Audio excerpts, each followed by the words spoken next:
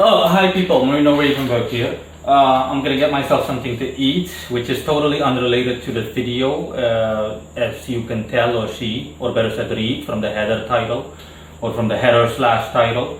In any case, I'm going to briefly address myths similar to the example that I'm going to give, or which I'm going to give, which is the whole myth surrounding a leprechaun and his so-called pot of gold, or a pot of gold, at the end of a rainbow, which is stashed away by him. Most people out there, okay, are familiar with the legend surrounding the leprechaun, especially due to its popularization within pop media or mainstream media. Just think about movies that have the title Leprechaun, horror movies and related. Bottom line is that it's firmly etched in the minds of especially Western society and Western civilization. The whole tale of a leprechaun being a goblin-like creature that's usually malevolent or seems shady in nature, and in the best case scenario for you as an individual, he simply leads you to a pot of gold that can usually be found at the end of a rainbow, and it just goes on. This story or this myth has an occult relevancy, and I'm going to explain that really quick. Before I continue, please feel free to, whatever myths that you're familiar with of a similar nature, feel free to drop them in a question format in the comment section below, and I'll see if I can actually explain it to you. I'm not saying that people should go nuts, but if you do know of a myth and you're uncertain or unsure where it comes from, then please feel free to leave your thoughts and whatever you've got that you want to get off your mind in the comment section below again.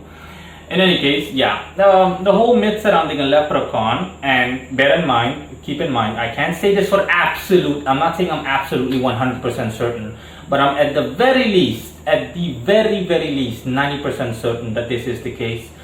From an occult perspective, or occult-wise, or better said, there is an occult relevancy, like I mentioned, through this whole myth. And this myth is simply the realistic occult character behind this myth is that a leprechaun is simply an elemental spirit. It's an earth elemental. But unlike earth elementals, leprechauns are more, let's just say they're more rogue, they're more neutral in nature. They're simply miscellaneous earth spirits, if you want to put it that way. Albeit in European form, specifically in Irish form.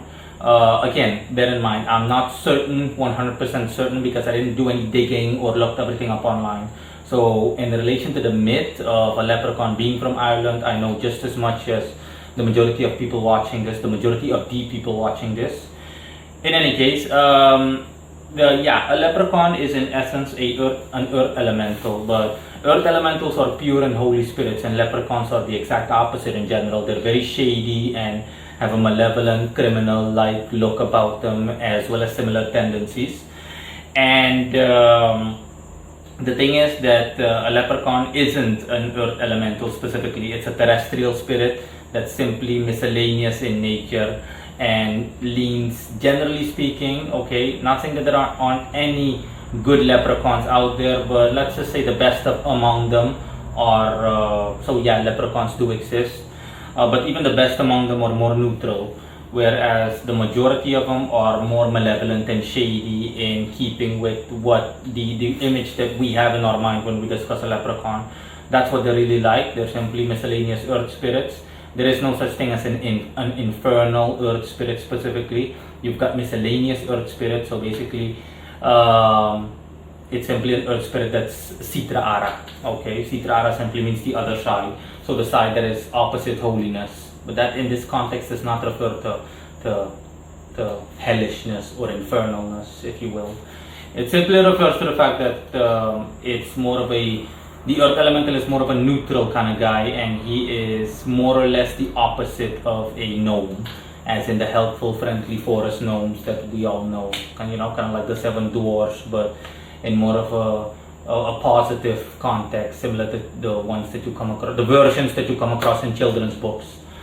So that's what a leprechaun is, and the whole rainbow, the whole pot of gold at the end of the rainbow thing, that is simply, a rainbow really doesn't have an end. but it's hypothetically speaking. The whole pot of gold is simply a reference to terrestrial treasures such as hidden treasure or precious metals such as gold, diamonds, anything that you can get your hands on basically that's worth a lot, platinum, it just goes on.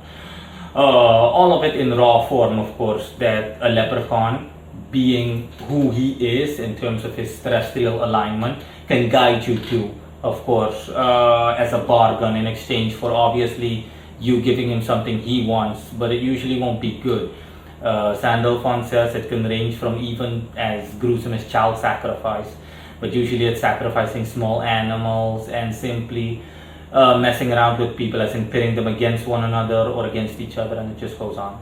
So yeah, leprechauns are rarely sighted because they usually prefer to keep to themselves. They're very, like I said, shady, so very also very clandestine in nature, and they'll only usually approach an individual if they see that the individual is that vulnerable to the point where they can make a bargain with him where it will work out in their favor. Rarely does a leprechaun lead someone to actual treasures.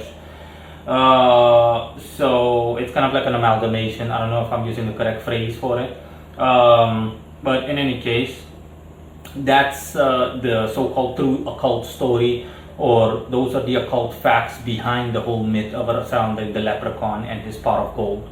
So to summarize, before I close off, a leprechaun is simply a miscellaneous, shady, more malevolent terrestrial spirit, basically the dark version of an earth elemental, but it's not an elemental, like I said, terrestrial spirit.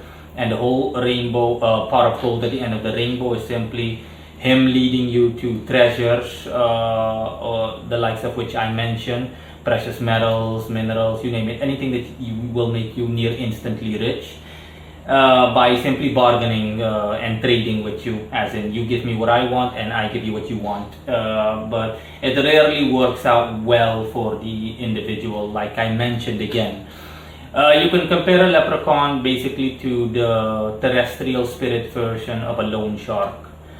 That's self-explanatory. Most people know what a loan shark is, and if you don't know what a loan shark is, just look it up. I'm not going to explain it to you.